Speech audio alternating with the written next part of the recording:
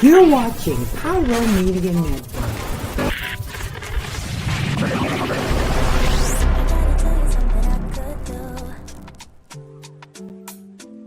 I could be running or I'm chasing you, but I won't. Cause I got better things to do. Rather spend my precious time chasing somebody who loves me too.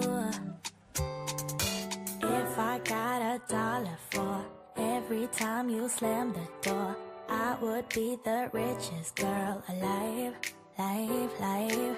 If you hadn't run away every time I asked you stay, you would sleep right next to me tonight. And you didn't know me, all you wanted was a game to play, and you couldn't handle that I had my ways. About your mind tricks and your side chicks, I'm a winner, babe. But you didn't win this, it's a part of the game. In the beginning I just didn't know that you're an enemy I held too close. Now I Thank you for tuning in. If this is your first time joining us, welcome. We hope your experience is fruitful. Please feel free to visit our website to find out how you can join our growing family. While we are loading your experience, please do us a quick favor and hit that like button from whichever platform you're watching or listening on. Also, share so others may enjoy as well. And we hope you would consider hitting that subscribe or follow button so you can check out more of our amazing content. All right, let's start the show.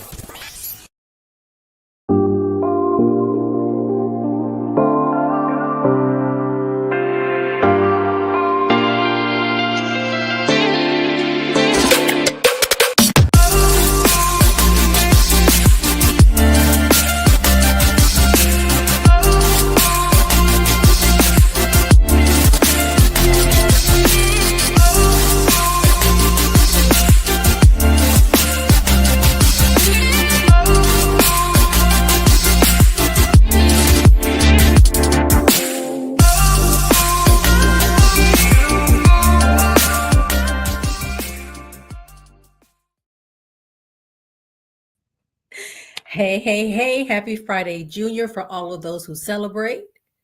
My name is Dr. Nicole D. Vick of Nicole D. Vick Live. I'm so happy to have you here. Child, it's been a crazy week, last couple days. I don't know. It's been some shenanigans going on, and they just keep shenanigan and again and again. I'm like, what? And it's so crazy because every time, and this is me in my head, every time I'm like, okay, this is probably the lowest we finna get. It just somehow just goes a little bit lower, and we just keep going. Woo, yeah, yeah. I'm not gonna go into detail. Y'all been watching the news like I have. I've been on the social medias. I've been on all the things. I've been seeing what's happening, and I'm like, is this really happening? I feel like, is this what my ancestors was feeling like when they was living their lives back in the day? Like, is this really happening? And it was like really happening. When is the camera, what is that show called? Oh, I can't think of the show when it was like they would trick you, or it was like this whole thing, and they'd be like, surprise, like one of them kind of shows, like when is the camera gonna come out, like we just playing. I don't think it's coming, y'all. I think this is for real. But I feel like, and after I say this, I'm gonna let it go. I feel like we will be fine. Yes, punked. Thank you. Oh, I feel like we will be fine.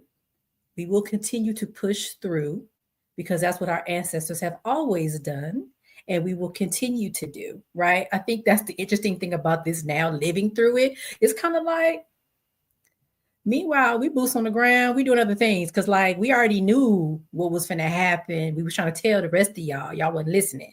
Now everybody's like, oh, and we're like, hello, this is what. Okay, so let's go ahead on and get into the whole purpose of me being here tonight. I met this fabulous woman. I think it was through Dr. Turner from Doc Chat. I hope I'm not messing up his name, child. But he has a fabulous group of doctoral folks, PhDs, EDDs, all of us, and we get together. And he was doing this doctor-thon, and we were on, and I met this fabulous woman, and I was like, oh yeah, we got to have a conversation. Oh my goodness. So let me say who she is, and then we're gonna bring her on. We just gotta jump into this because this is crazy. So the bio is what was like, hold on. Let me read you her bio, y'all. Dr. V. Boykin, stripper, felon, and doctor, refuses to be silenced. With 4 degrees earned in her 40s, come through. Hey, hey. She boldly confronts the challenges of women in the workplace, sharing the unvarnished truths of her life. Dr. V is an established keynote speaker and leader in organizational leadership and equity space. Her research is focused on creating equitable support for marginalized communities in the workplace and within the home. Honest and transparent, Dr. V ruthlessly shares her transformative journey through her first book, Fix Your Face and Watch Your Tone. Women know what's needed. And in her second book, Unapologetically Disruptive, Hard Lessons, Simple Truths. Dr. V continues to advocate for equitable personal and professional experiences using her voice to challenge societal norms and foster understanding among individuals from all walks of life. Listen, y'all know how I talk about organizational leadership. I talk about Black women at work, specifically in my field of work, which is the public health institution, the public health industry. So I'm like, oh, we on the same page. And so this is going to be a really, really good conversation. I'm really excited. We just going to go ahead and bring her on because we got to talk. So come on, Dr. Boykin, let's go.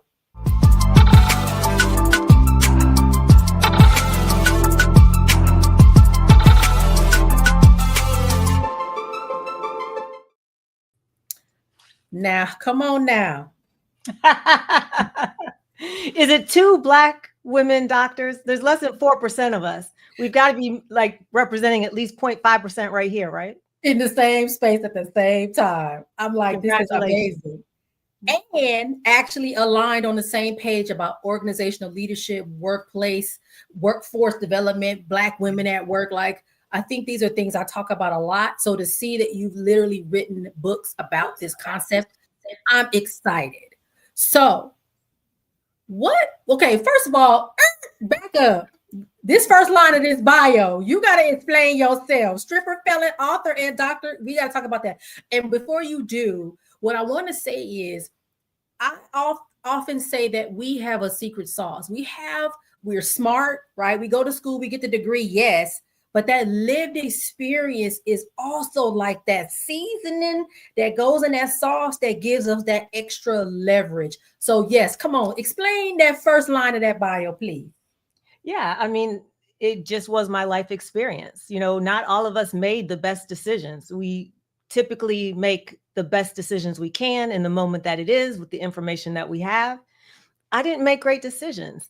And I will tell everyone now, never, ever, ever accept a rubber stamp for expense reports. End of discussion. And always make your manager clarify verbally and in writing what you're supposed to do. Now, that doesn't absolve me of my wrongdoing, because when I found out what was going on, I didn't say, oh, let me report it. I said, let me get in on it. But the truth of the matter is, you know, I was a stripper, and I was a sober stripper. I didn't have to be drunk to do it. And I am a felon and remain a felon. And it's been 20 years, and there's still jobs I can't get. And there's still places that won't rent me an apartment. There's still states I cannot ever vote in. Hello, home state of Virginia. What's up with that? Well, I know what's up with that, but shame on you, because I don't know anyone. I actually, in the whole time I was incarcerated, and I met a lot of people that have committed a lot of crimes, but none of them had a sentence of not being able to vote anymore. None of them had a sentence of being disenfranchised for life. None of them had a sentence that said you are no longer an American. So that's a whole nother thing. But what I learned is that the most important thing you can do is see the humanity in someone else. Yes. I feel like you have said something in this first few seconds that is so profound about seeing the humanity in people. And I think it sounds like your lived experience in being able to talk to people and throughout those different periods of your life has given you that leverage and that understanding of people's humanity. Would you say that that was part of the reason why you got into the field that you got into and why you wrote this book? Yes. I mean, I got tired of getting in trouble with not enough information to get me out of trouble in the workplace. You know, I got tired of keeping secrets. I got tired of hoping no one Googled my name. I got tired of being associated with statistics that weren't good for my people, that were Black community. So what is it that I can do to even up this scale before I check out? And I'll probably never think it's even, but I figured 4 degrees would get it done. I figured calling me doctor instead of, felon would be a start. I was hopeful for this president because if you elect a president that is a felon, my goodness, surely I'll be able to get a job at a gas station. But it didn't turn out quite the way I hoped. And we always hope. I may not vote the way I hope, but I always hope because I have hope for America. But it is crazy that we can have a felon and someone that's been convicted of sexual assault in the White House and yet have limited rights for the rest of us. We know it doesn't trickle down. Right. It doesn't trickle down. And if you're not the right color or the right background, it will never the right happen. Size. Come on. Or the right size or the right presentation or the right standard of pretty or colonial enough or quiet enough or meek enough or mild enough or agreeable enough or any of those things enough. And when you wrap it in a package that may come with 4C hair, it won't matter how light your skin is. Because once they finally realize you're in the room, you're going to get treated exactly the same. Absolutely. And I think one of the most unfortunate things for us, and I know you've probably heard this too, we are seen as overachievers because we've had to be overachievers. We've had to push and get the degrees because we know that's the leverage. But at the end of the day, it honestly almost means absolutely nothing. And that's, I think, the hard part for us. It's like, wait a minute, y'all said you need the degree. So we went and got the degree. Y'all said we need the experience. We went and got the experience. We straightened our hair. Sure did. And it didn't do the thing that it was supposed to do. And we're seeing that with the 300,000 Black women that part. That have no job. Full stop. While white men made gains. So white men still are getting hired at a higher rate. That's the part they stop at the 300,000, but white men increase jobs. And if we are the most educated sector, the most educated demographic, obviously we don't have an issue with brain processing ability, but more than that,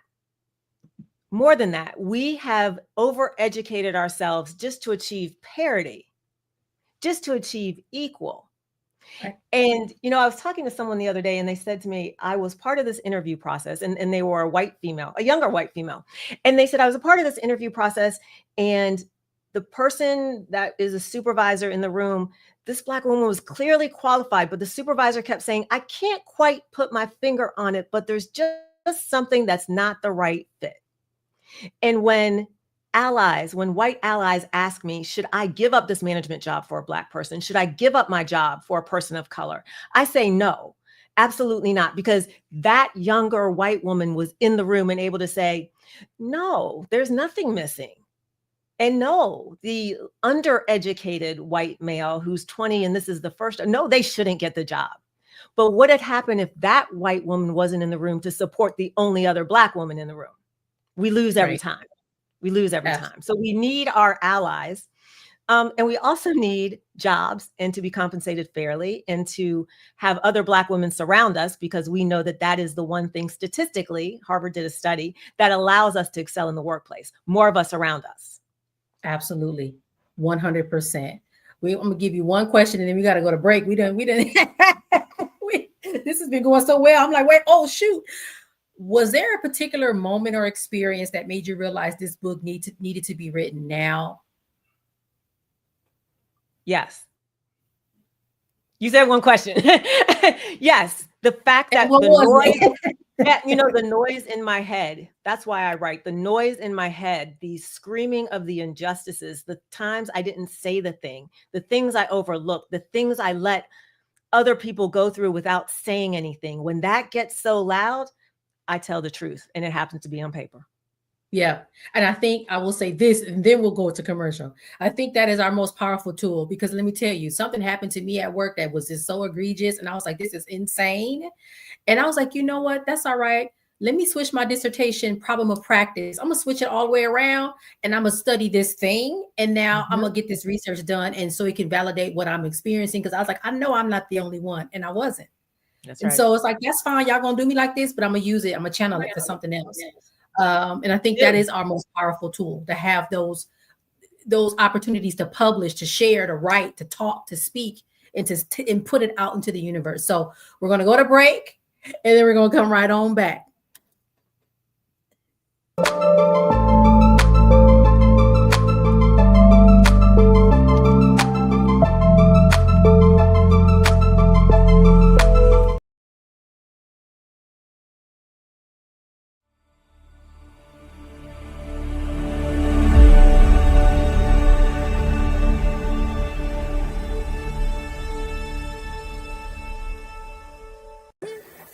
Hey, it's Pastor Kim from It's Just Kim Live Show, and you're watching Pyro Media Network.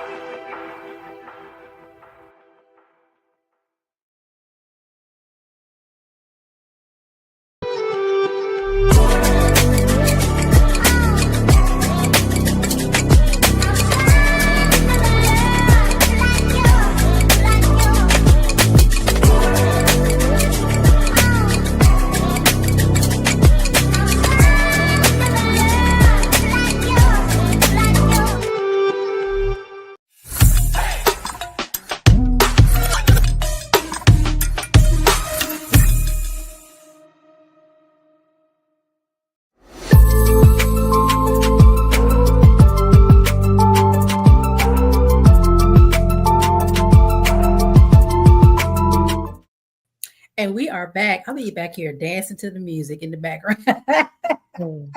We are back with Dr. Boykin, author of, wait a minute, I done scrolled away, Unapologetically Disruptive. Okay, your book touches on challenging systems of power. And you know, once you understand how this nation is built and structured, you can't unsee it.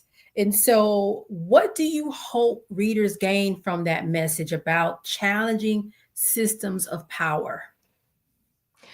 Number one, if you're early in your career, don't do it. The aunties got you. We need you to get to a place where you can financially be secure enough to challenge. So that's number one. So, and bring some people with you. I want people to know that you will hear a lot in your career that they want disruptors, and disruptors are the leaders, especially in the tech space. And they always talk about disrupt and say it. Disrupting makes you unpopular, and you need to be prepared for that. Number two, you may never be enough for someone. So you might as well be enough for yourself. You are responsible not just for your intent, but your impact. That one was hard. And I think the final lesson is that your detractors are going to be louder than your supporters. And you need to be prepared for that. And if it takes you 10, 20, 30, 40 years to be unapologetically disruptive, that's okay. Your turn is coming too. So until then, it's like training, right? It's like training. I would 100% agree, because I feel like, to your point, if you are new, you just getting into the work world, just hold on, right? Pay attention, though. I will say, keep your eyes open. Pay attention to what's happening, but don't be that one walking in trying to flip tables and, doing all that. No. Get in. And I tell people this too, even the folks that I talk to, the young folks that are coming out of grad school and they want to work in public health and they want to change the world. Listen, find the aunties. And I'm glad you said it that way, because a lot of us are the aunties now. I'm like, wait, am I an auntie? Yes. Like, dang, I'm an auntie. Oh, I thought I was young, but I'm an auntie. But that's okay, because like you said, we can give you that viewpoint, that sort of big picture, like, hold on, And I'll give you an example, because I have aunties too. Even though I am now an auntie, I have aunties in the workspace myself that I've been so blessed with, all Black women. And I'm like, hey, I'm seeing A, B, and C. Am I tripping? And she'll say, no, you are not tripping. And this is what I got. This is the advice I got. Be quiet. Mind your business. Drink your water. Do your work. How many years you got to retirement? Good. Just sit tight. Because and it's look, Jesus flipped tables. You saw that, how it ended up for him. Now, I'm willing, and I have a wonderful family support. In my current marriage, I have that support where I can say it, and I have that support. But there were many years I didn't. In fact, my first book, the reason I wrote that book is I came across a statistic, and it said 80% of women said it was their spouse or spousal equivalent that allowed them to excel in the workplace. And I'm like, okay, I've had a couple spouses now. This last one before my current marriage was like, I didn't want anyone that's Black and this liberal. And I'm like, you picked me though. And I was like, that's just not been my experience. I haven't, prior to this marriage, been in a relationship where I was better. I mean, I made it better for other people. We know men that marry women live longer. Women don't. We know men that marry women get raises and career progression, but women don't. It's the inverse for us. But I wanted to figure out what that was about and what experience they were having that I hadn't quite captured yet. Wow. And I think that layer is interesting too. I remember it being in school and we were learning about, I don't know if it's called the second shift or the third shift, right? For women, like you work, but then you got to come home and work again, some more. You got to take care of the house. You got to take care of the kids, and that expectation on you to take care of everything. There's so many things going through my head. So, okay, boom. And then I'm also on YouTube. I'm watching this guy. He's a finance guru. His name is Ramit. I can't remember his last name, but he has couples on and helps them through their finances. And I see it even there, because it's either wife has absolutely no idea what's going on in the household with money and is frustrated, or wife is the one that's taking care of the entire house. Like, I write all the checks, I write all the bills, and husband is over there doing all the crazy stuff. So it's really crazy, this expectation for women to sort of own everything, almost like they got to go to work all day. They got to take care of the kids. The dad don't even know the kid's doctor. They don't know the kid's school. They don't know nothing. And then they still got to take, mom is still cooking and do it. So to your point, there's this expectation of like everything we have to hold, and where do we lay that down? And so I think even this question I asked about challenging systems of power, I was talking about work, but I mean, what about home? And I think we, kind of touched on the important part of that too, like that patriarchy, right? Like, wait, how do you lay that down? And let that as well. So, wow, because I hadn't thought of it that way. I think what my research led me to, and yes, it's a personal balancing act and boundary setting and all that, but we shouldn't let corporations off the hook, because they have been buying gym memberships and dinners at strip club since I was in the strip club, right? When the corporate cards came out. And one of the benefits that they could actually provide that would, number one, increase productivity, number two, decrease their attrition costs, number three, increase the amount of focus that their employees had. And now this is science. I got it published. They should be providing house cleaning stipends, grocery delivery service stipends, meal kit delivery stipends. Because if you want me in my home as I work remotely, really doing work and not flipping laundry or washing dishes or unloading the dishwasher or folding, whatever it is, provide those services, because you never asked me to go to work and pull out a vacuum in the middle of the workday. I'm working in my home, I'm pulling out a vacuum. That's not where you want my mindset. That's not where you want my headspace. And so that can be the bridge. And, I'll whisper, it will disproportionately impact Black women because we do more, but I will scream, it will decrease your attrition, increase belonging, which increases profitability and productivity. And when you put women in the C-suite, we increase profits by 21%. And when you have diverse teams, you close that profit gap 15 to 35%. And you cannot sell a pink razor without a woman in the room to tell you how to sell it. Boom. So much knowledge, so many gems you're dropping. that, again, you know, I think inherently I know, but hadn't really talked it out or talked it through. So I'm really grateful for you being here, raising up these points. It's not even just about the workplace, but how we can make things easier for folks at home and how your employer can make those things easier for you. And I agree. I mean, I know for me, like, for example, my health insurance, it has some sort of gym discount, and I was able to take advantage of that. But other things that you talked about, grocery delivery that I already use, based on, for me, my injury, I broke my ankle. I was like, well, baby, I can't drive. I can't do nothing. But just think how great that would be if your workplace was thinking of you in that way. I also will say, related to my injury, sometimes some of the stuff that your work is supposed to do for you, they make it so hard. That's okay. Like, you're talking to someone that was recently terminated while on FMLA leave. I woke up from my back surgery with no job and a walker on June 2nd. So there's a lot of things that workplaces can do. And that $100 Instacart subscription, they could cover that. And please don't give me a gym membership. The last thing I need is more work to do. Please. And the least interesting thing about me is this physical shell that I came in. So don't invest in that anymore. I don't need your gym membership. I don't want it. But I would love for you to give me $100 a month to have someone come in and clean my home. I would never leave that job. I would never leave that job. Right. Like, you want me to come in at what time and say how long? Okay, got you. Okay. Yeah. And my groceries are at the front door? Yeah, I'm not leaving. Or like you said, childcare. Yes.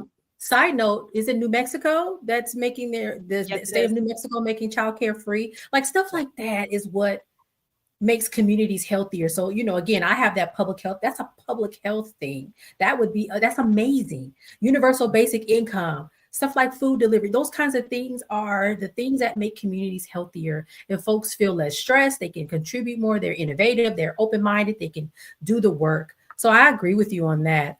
Let's see.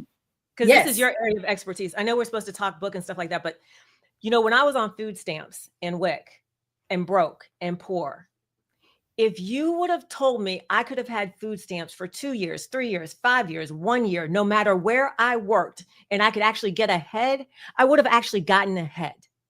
And then I wouldn't have had so many marriages because I wouldn't have had to settle and I wouldn't have had to hide behind the patriarchy. So please tell me why we have people making legislation about food stamps or student loans or Vick or anything else that they've never had to use. Make that make sense. I'll wait. You know what? I can't make that make sense because it doesn't make sense, right? I mean, food and being able to have access to food is probably one of the most basic health needs or human needs that everybody should have access to. I actually kind of agree with you. Like, can we all get a basic level of food stamps? I think would be amazing, because being able to have access to food is, like, again, a universal need. So why are we legislating what people eat or don't eat? I've heard people say, well, if you're on food stamps, you should be able to eat a steak. Man, if you don't let that person go in that store and get that steak and enjoy that food, how you going to deny somebody food or police what someone eats? I was watching, because I watch a lot of social media, my bad, but I was watching this scenario where this one lady was homeless and she had 2 children, and this guy was helping her and he bought the kids pizza and soda. I'm not going to sit there and say, why are you buying him pizza and soda? That child hasn't eaten. Pizza and soda is fine because he hasn't eaten. So why do we police food in the way that we do and make these decisions? So to really answer your question, we tend to like to tell poor people what to do. That's really what it is. As if no, can't eat that. Do you know how hard it is for me, who is well compensated and in a job I enjoy, to think about cooking a meal after my workday? I'm exhausted and I have everything at my fingertips, including a supportive spouse. So when I was poor, the last thing I had energy for was to peel a carrot so that I could dice it, so that I could cook some rice, so that I could put it in stir fry, so I could make this wholesome meal that you want me to make. What I really needed was McDonald's and a nap. Yep. That's what I really needed. And that's fine. See, and I'm a different kind of public health person. that's fine. Enjoy your burger, right? Because it's food. And Yeah. how can food be bad or wrong? It's food. Enjoy it. It's easy. And I follow a nutritionist. I can't think of her name right now. She's really good on that too. She's like, packaged food is not the devil. Accessible food is fine. Eat what you want to eat. Enjoy, you know, have a variety of foods, but like, let's stop bad food, good food, right? So it's food. Yeah, especially with the amount of stress that people are under right now. I mean, if I'm worried that I'm going to lose my job, if I'm worried that I'm not going to be able to say the word Black, if I'm worried that the Civil Rights Act of 1964 is going to be repealed or is thought of as stupid, if I'm worried that somebody is actively purporting that I don't have the same education or the ability to be educated, the last thing I am thinking about is how long I would like to bake the chicken to have a nice crispy brown crust. You know, that's just not realistic in these days and times. So Yep. Beyond empathy, it's just realism. It's just realism. I don't have time to play bad wife games. I don't have time. Not only that, I don't want to make time. Right. Other things to do. And so unfortunately, though, what we will start to see is more and more legislation that will do that kind of thing. Take food stamps away, reduce the food stamps, you know, decide where you can't have this or have that. You know, it's going to happen. So just keep your eyes open, you guys. When it's time to vote for these things, you need to be paying attention, because you might think, to your point, oh, I can afford my food. I shop at Erewhon or Whole Foods. I don't need to worry about that. It doesn't matter. You need to be thinking about folks that have less than you that would need something like this. And you also need to remind yourself that anything can happen to you where your situation could change, and it could change like that. I broke my ankle and was off my feet I'm still technically not 100% now, a whole year and a half later. So think about those things. Please, people, stop thinking just about you, think beyond you. All right. Disruption. Because I mean, even the food conversation is about disruption. Yes. How do we change, right? How do you see disruption as an act of love, courage, or even healing? Because it can be scary to be disruptive, but is there a space where disruption is love, courage, or healing? It's a great question. You know, I'm not motivated by dreams. I'm motivated by nightmares. And there is nothing scarier than swallowing your truth. When I first saw the Joy Luck Club, this is an old movie, but this woman said, I will not eat peanut butter pie. I'm not making it. I'm not eating it. I'm done with it. And if you haven't seen the movie, go back and watch it. If nothing else, just for that scene, but it's a beautiful movie. And the horror in my life is when I didn't tell the truth. And the truth is always disruptive. It always is, because it's raw and it's cutting and it is unavoidable, right? And so for me, truth is healing. You know, now I don't know how it hits for my husband. I don't know how it hits for my kids when I'm like, yep, by the way, did you know your mom was a stripper? But probably not. You were quite young. It also was a job where you could make your own hours, set your own fees, and take off when your child was sick without any consequences. That being said, you know, disruption is the way that society moves forward. And not everybody wants to move forward. Some people like it just how it is. And by the way, if I ever got to be in the majority Caucasian standard, I probably wouldn't want it to move either. Nonetheless, when the tide rises, everything lifts. It shouldn't be so scary. But you're talking about somebody that has a high tolerance for risk. You're talking about somebody that has a low tolerance for lies and thrives in transparency. And I learned very young that like change is the standard, not stagnation. So I think that it's healing to tell your truth. I think it's healing to tell the truth, not just your truth.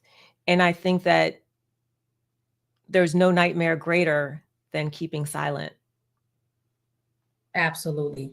Now, we kind of touched on this, and this is kind of close to our last question of the evening. We talked about this a little bit earlier when we were talking about, if you're new, you know, don't come in there swinging and flipping stuff. But the reality is, even if you're, you know, seasoned, being disruptive can be scary. Yes. Because, you know, and you're in the research. I dug into research even in my dissertation and my studies. we are actually, there are very real consequences, specifically for Black people, Black women too, very specifically, in speaking our truth at work specifically, right? When it comes to something at work and we say something, there are very real consequences to that. So what advice do you give to someone maybe who is new to the workspace, or maybe, moving, along in their work career? How do you help them, or what would you tell them to help them not be so afraid of being disruptive? Because maybe it's a matter of your disruptive at this stage is different than like we're talking about now. Hey, I'm 3 years away from retirement, so I'm gonna say I can say certain things.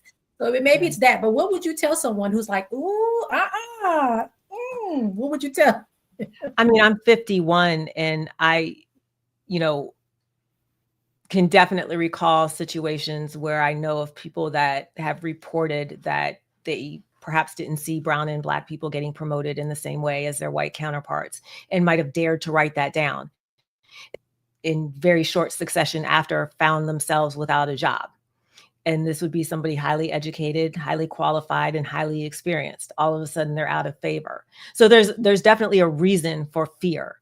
That being said, I tell the truth. I step into the spaces. I launch those battles, whether they are with words or with legal systems or with thought leadership, so that other people don't have to.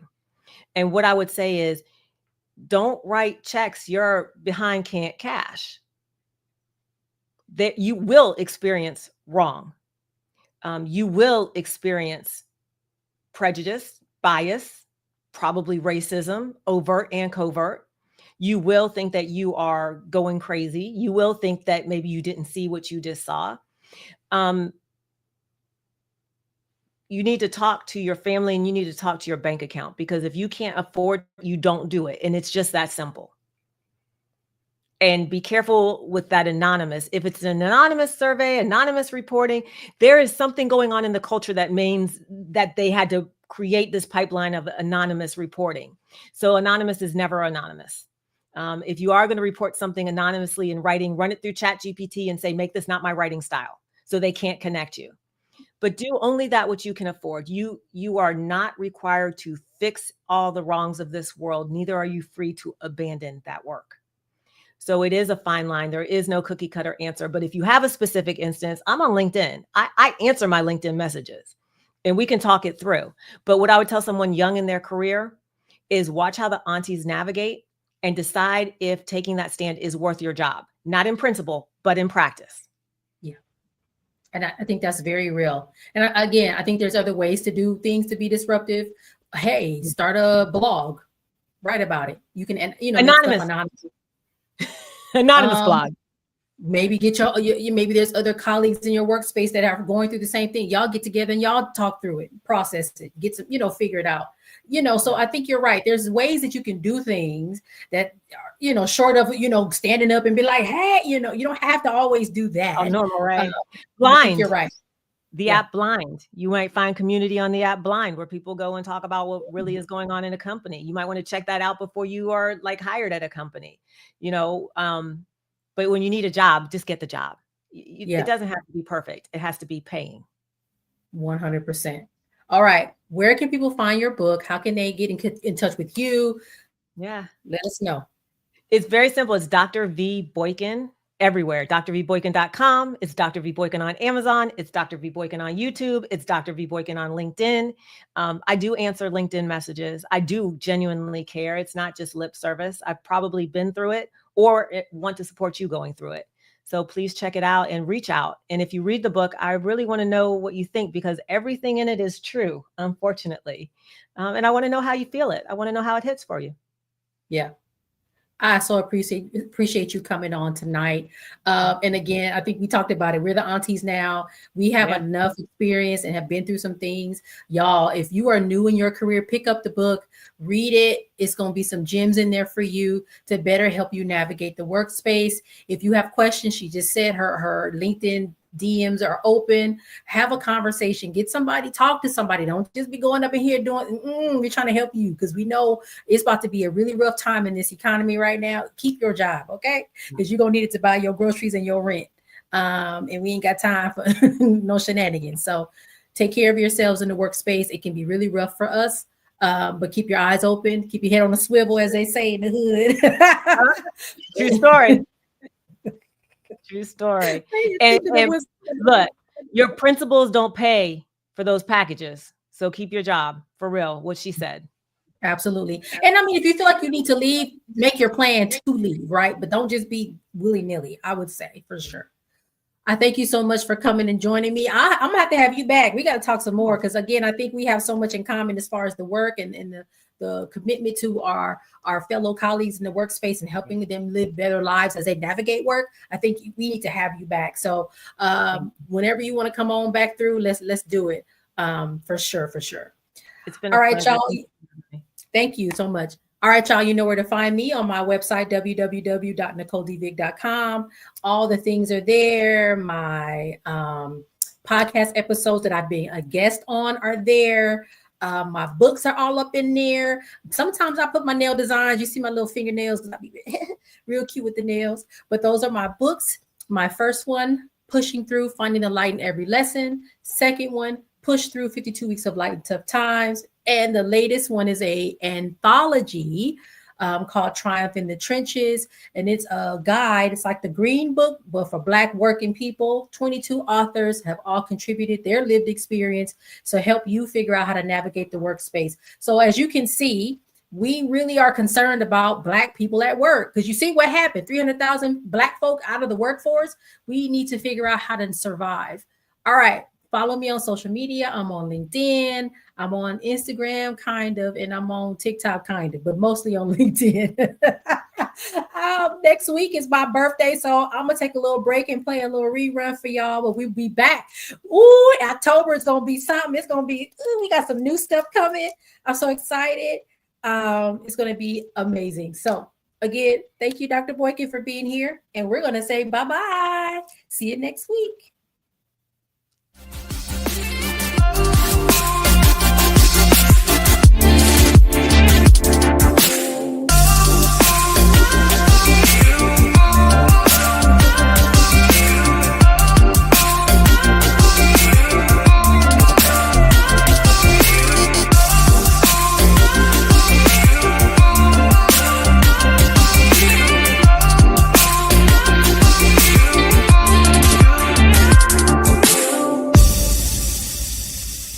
Thank you for watching Pyro Media Network.